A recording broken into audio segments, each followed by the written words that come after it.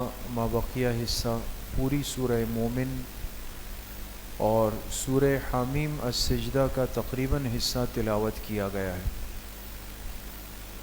پہلی بات جو سورہ زمر میں ہے، قرآن کریم کی سب سے زیادہ تسلی دینے والی آیت، جس سے ایک مومن مسلمان کو حوصلہ ملتا ہے، تسلی ملتی ہے اور وہ اللہ کی ذات سے پر امید ہو جاتا ہے،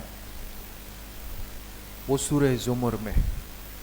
اللہ پاک فرماتے ہیں یا عبادی الذین اسرفوا علی انفسہم لا تقنطوا من رحمت اللہ، اے میرے وہ بندو جنہوں نے اپنی جانوں پہ بڑا ظلم کر لیا، یعنی گناہ کر کے بہت کچھ کر لیا، لیکن اب بھی لا تقنطوا من رحمت اللہ، اللہ کی رحمت سے مایوس مت ہونا۔ ان اللہ یغفر الذنوب جمیعا، بے شک اللہ تعالیٰ تمہارے سارے گناہوں کو معاف کر دے۔ کتنا انسان کو حوصلہ ملتا ہے دوستو، لیکن شرط یہ ہے کہ انسان توبہ کر لے، اور توبے کی مہلت کب تک ہے؟ جب تک انسان پر حالت غرغرہ طاری نہ ہو جائے۔ موت جب انسان کی آتی ہے تو اس وقت ہر بندے پر ایک کیفیت ہوتی ہے جس کو حالت غرغرہ فرمایا محدثین نے۔ حالت غرغرہ یہ ہے کہ جس میں آخرت کے آثار شروع ہو جائے اور دنیا سے جانے والے کو دنیا کے بجائے آخرت کے احوال نظر آنے لگے۔ اگر آپ نے کبھی غور کیا ہو، کوئی دنیا سے جانے والے کے قریب آپ نے وقت گزارا ہو، بعض دفعہ یہ بندے جو دنیا سے جا رہے ہوتے ہیں، رخصت ہو رہے ہوتے ہیں، وہ کچھ عجیب سی باتیں کر رہے ہوتے ہیں، ہے نا؟ وہ کچھ اور کہہ رہے ہوتے ہیں، اور ان کو وہ آخرت کے مناظر اور فرشتے اور کسی کا آنا اور اچھے احوال یہ محسوس ہو رہے ہوتے ہیں، اور یہ بہرحال بہت سارے لوگوں کے ساتھ ہوتا ہے۔ یہ جو کیفیت ہوتی ہے نا دوستو کہ آپ اس سے ایک بات پوچھیں وہ کوئی اور جواب دے، یہ حالت غرغرہ ہے۔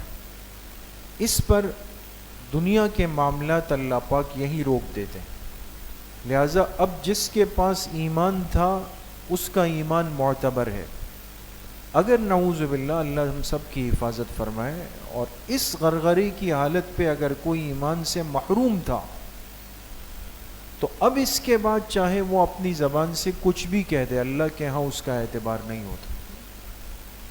اس لیے آج جسم، عقل، ذہن، فہم، صلاحیت سب چیزیں ہیں، کمزور بہتر ہر جگہ پہ فرق ہوگا، لیکن توبے کا موقع ہے، اللہ سے معافی مانگنے کا وقت ہے دوستو۔ جتنے بھی گناہ ہوئے ہوں، کتنے بھی گناہ ہوئے ہو، لیکن اللہ نے اپنی رحمت کے دروازے کو بند نہیں فرمایا۔ دوسری بات جو سورۃ الزمر میں ہے، قیامت کے دن جب فیصلے ہو جائیں گے، حساب کتاب ہو جائے گا، ترازو پر پلڑے پر ہر چیز تول دی جائے گی، تو اب مجرمین الگ ہوں گے، مومنین الگ ہو جائیں گے۔ مجرمین کی بھی جماعت بنے گی، مومنین کی بھی جماعت بنے گی، لیکن دونوں کی کیفیت میں کتنا بڑا فرق ہوگا۔ فرمایا جو مجرم ہوں گے ان کو فرشتے ہانکتے ہوئے لے جائیں گے۔ ہانکنا جانتے ہیں دوست؟ کہتے ہیں فلاں آدمی جانور ہانک رہا تھا۔ ہانکنا کس کو کہتے ہیں؟ کہ جانور کو پیچھے سے مارتے ہوئے لے جائے، وہ ادھر ادھر ہو تو سیدھا ڈنڈا مارتا ہے۔ اللہ پاک فرماتے ہیں مجرم جب جائیں گے فرشتے ہانکتے ہوئے لے جائیں گے، زبردستی ان کو دھکیلتے ہوئے، اور جب یہ پہنچیں گے جہنم کے دروازے پر تو وہ فرشتے ان سے پوچھیں گے تمہارے پاس کوئی سمجھانے والا، ڈرانے والا آیا نہیں تھا دنیا میں؟ کیوں آج اس انجام تک پہنچ گئے؟ تو یہ جواب میں کہیں گے کہ کیوں نہیں، بلا کیوں نہیں، ہمارے پاس تو آئے تھے سمجھانے والے، لیکن ہماری قسمت خراب تھی، بدنصیبی ہمارے حصے میں تھی کہ ہم نے ان کی باتوں کو مذاق بنایا، اپنے آپ کو محروم رکھا، آج اس انجام کا شکار ہو گئے۔ اور جب مومنین کی باری آئے گی تو اللہ پاک فرماتے ہیں کہ فرشتے ان کو تھپکی دیتے ہوئے لے جائیں گے. فرق ہے نا, ایک ہے دھکیلنا, ایک ہے تھپکی دینا. انسان جب اپنے قریبی بے تکلف دوست کو لے جاتا ہے نا کھانے پہ, تو کمر پہ ایسے ہلکا ہلکا ہاتھ مارتا ہے کہ چلیں بھائی, چلے آ جائے بھائی, چلے. محبت کی علامت ہے. دنیا کی ہر چیز دوستوں آخرت کے احوال سمجھا نہیں, کہ مجرم کیسے لے جایا جاتا ہے, مہمان کیسے لے جایا جاتا ہے. ہاتھ دونوں کو کمر پہ لگتے ہیں, لیکن فرق کتنا بڑا ہے. یہاں محبت کا ہاتھ ہوتا ہے, تو فرشتے ان کو تھپکی دیتے ہوئے محبت کے ساتھ لے جائیں گے. یہ بھی جنت کے دروازے پہ پہنچیں گے, اور جب وہاں پہنچیں گے تو فرشتوں نے دروازے کھولے ہوئے ہوں گے اور ان سے کہیں گے سلام علیکم, تم پر سلامتی ہو, طبتم, خوش ہو جاؤ, خوش ہو جاؤ, فادخلوها خالدین, اور اب ہمیشہ ہمیشہ کے لیے ان دروازوں سے جنت میں داخل ہو جاؤ. اللہ ہم سب کو نصیب فرمائے. تیسری بات, سورہ مومن میں اللہ پاک نے تذکرہ فرمایا ان فرشتوں کا کہ جن فرشتوں نے اللہ کے عرش کو اٹھایا ہوا ہے. ہر فرشتے کی ڈیوٹی الگ ہے, ذمہ داری اور کام الگ ہے, اور آپ خود سمجھ سکتے ہیں کہ جن فرشتوں کی ذمہ داری یہ ہو کہ وہ اللہ کے عرش کو اپنے کندھوں پر رکھے, یہ عام فرشتے تو نہیں ہوں گے, خاص ہوں گے, مقرب ہوں گے. تو ان حملۃ العرش فرمایا کہ وہ فرشتے جنہوں نے عرش کو اٹھایا ہوا ہوگا, ان حملۃ العرش فرشتوں کی اللہ پاک نے ایک ذمہ داری رکھی ہے, ایک کام ان کے ذمے لگایا. اور ان کے ذمے کیا کام ہے کہ یہ اللہ پاک سے دعا کرتے ہیں. کن کے لیے؟ اہل ایمان کے لیے, ایمان والوں کے لیے دعا کرتے ہیں, اور اللہ پاک سے عرض کرتے ہیں کہ اللہ اس دنیا میں جو آپ پر ایمان لا چکا ہے ان کو جنت میں داخل فرما دے, اور اے اللہ ان کو آخرت کی سختی سے محفوظ فرما دے. دو دعائیں ہو گئی نا. لیکن اس سے بڑی دعا کیا ہے کہ یہ فرشتے اللہ پاک سے عرض کرتے ہیں کہ اے اللہ کہ یہ جو بندے ہیں ان کے ساتھ ساتھ ان کے بیوی بچوں کو بھی جنت میں داخل فرما دیجیے. اندازہ لگائیں اللہ نے کتنی مہربانی فرمائی کہ فرشتوں کو لگا دیا اس کام پر کہ وہ اہل ایمان کے لیے دعائیں کر رہے ہیں. ہم نے تو اللہ سے مانگا بھی نہیں کہ اللہ ہمارے لیے فرشتوں کو دعاؤں میں لگا دے. کسی نے کہا ہے؟ کسی نے نہیں کہا. لیکن اللہ کی مہربان ذات ہے کہ اس معصوم نورانی مخلوق کو اللہ نے اس کام پہ لگایا کہ تم اس امت کے اہل ایمان کے لیے دعا کرو, جنت کی, جہنم سے بچنے کی, اور پھر ان کے ساتھ ساتھ ان کے اہل خانہ کے لیے بھی دعا کرو. تو ایمان کتنی بڑی نعمت ہے کہ ہم فرشتوں کی دعاؤں کے اندر شامل ہو جاتے. چوتھی بات, اس سورہ مومن میں اللہ پاک نے تذکرہ فرمایا ایک ایسے شخص کا کہ جس کو فرمایا کہ وہ رجل مومن تھا, مرد مومن. اللہ پاک اس بندے کو خود مومن فرما رہے. اس کا ایمان کتنا قوی ہوگا, مضبوط ہوگا. کیوں؟ اس لیے کہ اس شخص نے فرعون جیسے ظالم بادشاہ کے سامنے کھڑے ہو کر حق بات کی تھی. جب فرعون کے محل میں مشورہ ہوا اور سب وزیروں اور سفیروں کو بٹھا کر کے فرعون نے کہا کہ اس شخص کا کیا کریں, یعنی حضرت موسیٰ علیہ السلام, تو یہ طے ہوا کہ ان کو قتل کر دیا جائے, اس لیے کہ یہ حد سے بڑھ گئے. تو اب فرعون فیصلہ کرنے جا رہا ہے کہ حضرت موسیٰ علیہ السلام کو قتل کرنا ہے, اور سب اپنے قریبی لوگ بیٹھے ہوئے ہیں. ایسے میں آپ اندازہ لگائیں کہ ایک ایسا شخص جو اس بھری مجلس میں کھڑا ہو گیا. وقال رجل مؤمن من آل فرعون. کمال کی بات یہ ہے دوستوں کہ یہ صرف فرعون کے محل کا آدمی نہیں تھا بلکہ فرعون کے رشتہ داروں میں سے تھا. اس نے وہاں کھڑے ہو کر کہا تم ایک شخص کو صرف اس لیے قتل کرنا چاہتے ہو ان یقول ربی اللہ، جس کا قصور صرف اتنا ہے کہ اس نے کہا ہے کہ میرا رب اللہ ہے. اللہ کو اپنا رب کہنے پر تم اس کو قتل کرنا چاہتے ہو. ڈرو اس دن سے کہ جب تم پر پکڑ آئے گی اللہ پاک کی. اب یہ بات کہہ تو دی، لیکن اس کا نتیجہ کیا نکلنا تھا وہ اس کو بھی پتا تھا. سب سمجھتے تھے کیا ہونے والا ہے. فرعون نے کہا اس کو پکڑ لو اور اس کو قتل کر ڈالو، اس سے پہلے اس کو مار ڈالو. اس شخص کو پتا تھا کہ میرا یہ انجام ہونا ہے، لیکن اس نے اپنی بات پوری کی، پیچھے نہیں ہٹا. اور بالآخر جب یہ فرعون کے فوج کے ہاتھوں مارا گیا، اللہ پاک فرماتے ہم نے اس کو، اس کی روح کو فوراً جنت کے اندر داخل کر دیا. مرد مومن تھا. تو حق بات کہنے والے کو دنیا میں سزا تو ملتی ہے اور اس کی جان جلدی چلی جاتی. جلدی سے مراد یہ کہ فوری فیصلہ جو اللہ نے طے کیا ہوتا ہے اس کے لیے وہ ہو جاتا ہے، لیکن یہ کامیاب ہوتا ہے دوست. پانچویں بات جو سورہ مومن میں ہے، اللہ پاک نے حکم دیا اپنے بندوں کو کہ ادعونی استجب لکم، میرے بندوں مجھ سے دعا کرو، مجھ سے مانگو، میں تمہاری دعائیں قبول کروں گا. خود اللہ پاک اپنے بندوں سے چاہتے ہیں کہ یہ مجھ سے مانگے، زیادہ سے زیادہ مانگے، ہر وقت مجھ سے مانگے.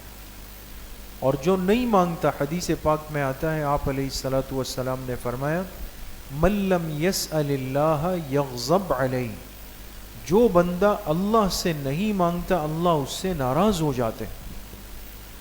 تو یہ وہ بادشاہ ہے اللہ پاک. ورنہ دنیا میں تو چاہے کوئی کتنا بھی صاحب مال ہو، صاحب اسباب ہو، انسان اپنی ضرورت اس کے پاس لے کر جائے، ایک دفعہ جائے، دو دفعہ جائے، تیسری دفعہ جب جائے گا اس کا موڈ بگڑے گا، مزاج خراب ہوگا. چوتھی دفعہ جائے تو وہ آپ کو صاف جواب دے دے گا، کہے گا راستہ نہ پو، اپنا کام کرو، میں نے یہ مال تمہارے لیے تو نہیں کمایا. لیکن ایک اللہ وہ اکیلا بادشاہ ہے کہ جس نے اپنے خزانے اپنے سے مانگنے والوں کے لیے کھول رکھے. ہم مانگتے نہیں ہیں، یا مانگتے ہیں تو وہ ایسا مانگنا ہے کہ جس میں کوئی جان نہیں ہے. دوستو ہم اپنی دعاؤں کی کیفیت کو خود دیکھ لینا، خود دیکھ لیں، خود اندازہ لگا لیں. اب مثال کے طور پہ میں کسی سے اپنی مہینے کی تنخواہ لینے کے لیے جاؤں تو وہ میں کیسے مانگتا ہوں، اور اللہ سے دعا میں کیسے میں دعا مانگتا ہوں، اس میں بھی آپ کو فرق نظر آ جائے گا. جو میرا دنیا کا وقتی طور پہ ایک چھوٹا سا اسباب کے درجے میں مالک ہے، سیٹ ہے، اس سے کتنی لجاجت سے کہتا ہوں، عرض کرتا ہوں. لیکن جب اللہ کے سامنے ہاتھ اٹھتے ہیں دوستو تو پھر نہ کوئی توجہ ہے، نہ کوئی کیفیت ہے، نہ ہمیں رونا آتا ہے، نہ اللہ سے مانگنے کا طریقہ آتا ہے. اور سب سے بڑی پریشانی یہ ہے کہ بعض دفعہ بندہ مانگ تو رہا ہوتا ہے لیکن یقین نہیں ہوتا، یقین بھی نہیں ہوتا، نعوذ باللہ. بس کہنے سالوں گزر گئے، بس ہو رہا ہے، نہیں ہوگا، نعوذ باللہ. اللہ کے ہاں سے نہ ہو تو کہاں سے ہوگا دوستو؟ اللہ پاک کا دینا، روک دینا، مؤخر کرنا، دیر سے دینا، یہ اللہ کی حکیم ذات کی حکمت پر مبنی ہے دوستو. وہ جب ہمارے لیے بہتر ہوتا ہے وہ ہمیں دے دیتے ہیں. اس لیے یہ خاص طور پہ پھر رمضان کا مہینہ ہے، دعاؤں کی قبولیت کے اوقات ہے، تہجد کے وقت اٹھتے ہیں، افطار کا وقت ہوتا ہے، تراویح کے سے فارغ ہونے کے بعد کا وقت ہوتا ہے. یہ سب قبولیت کے اوقات ہے دوستو، یہ ضائع کرنے کے اوقات نہیں ہیں، اللہ سے مانگنا ہے.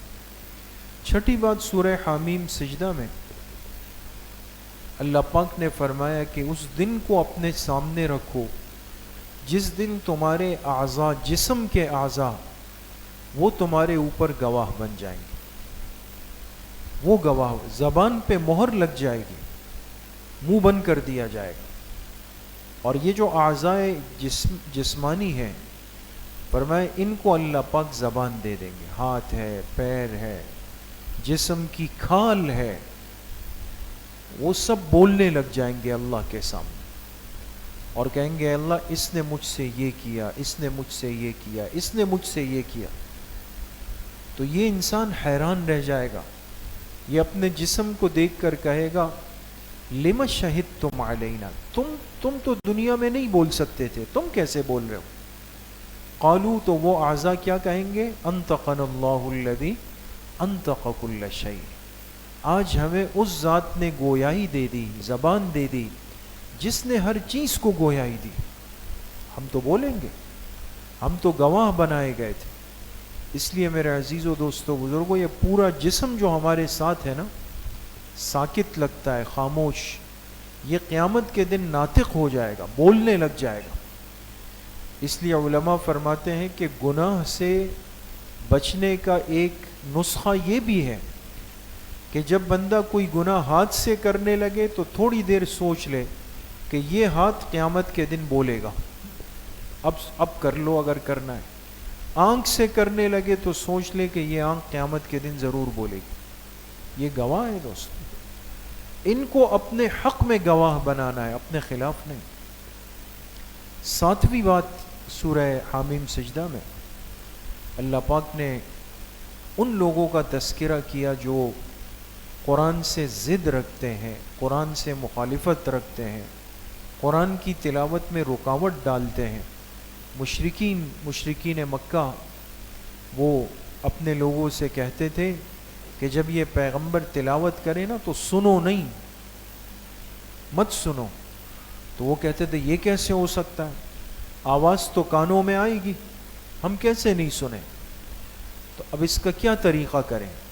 تو کہا وَالْغَوْ فِيهِ، پھر اس کا حل یہ ہے کہ تم کیا کرو، تم شور مچاؤ. یہاں تلاوت ہو، تم شور مچانا شروع کرو. اس لیے میرے عزیزو دوستو بزرگو، قرآن کی تلاوت کا ایک حق ہے کہ جب تلاوت شروع ہو جائے تو مسلمان خاموش رہنے کا اہتمام کرے. اور آج یہ ہمارا بہت بڑا مرض ہے جو بارہا ہم نے عرض کیا، کیونکہ آج کل یہ ابتلاء عام ہے. ہماری بہت ساری رسمیات میں ایک رسم یہ بھی چلی ہے کہ ہمارے بہت سارے معاملات اور خوشی کی جو مجلسیں ہیں اس میں ہم کیا کرتے ہیں، یا تو قاری صاحب کو بلا لیتے ہیں کہ چلے جی قاری صاحب کی تلاوت سے ہمارے ولیمے کی تقریب کا یا ہماری فلاں تقریب کا آغاز ہوگا. اب قاری صاحب آ گئے، بیچارے بیٹھ گئے، لیکن وہ بیٹھ گئے، ہے نا. اب قاری صاحب کبھی اس کان میں انگلی رکھیں، کبھی دونوں میں انگلی رکھے، چہرہ لال سرخ ہو جائے گا.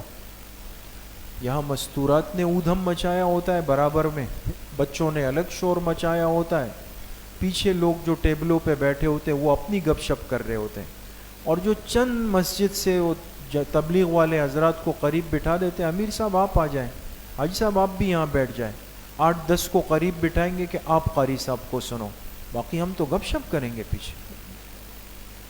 یہ ایک حقیقت ہے دوستو، ہم ان چیزوں کو دیکھتے بھی ہیں، بھگتتے بھی ہیں. یا کسی عالم کو بیان کے لیے بلا لیا تو وہ بیان کر رہے ہیں اور کچھ پتہ نہیں چل رہا کہ وہ کیا بول رہے ہیں. یا تو آپ نظم بنائیں. ابھی رمضان سے پہلے ایک تقریب میں جانا ہوا، ایک ساتھی تھے، مجھے کہا نہیں آپ آئیں گے بیان کریں. اب بالکل اسٹیج اور یہاں قنات لگی ہوئی، یہاں مستورات اور وہ شور اور وہ، میں سمجھ گیا. جب اسپیکر کو لگا جی آپ بیان شروع کریں، میں نے کہا 2 منٹ میں اگر خاموشی ہوتی ہے تو بیان کرتے ہیں، اور اگر آواز آئی تو بیان نہیں ہوگا.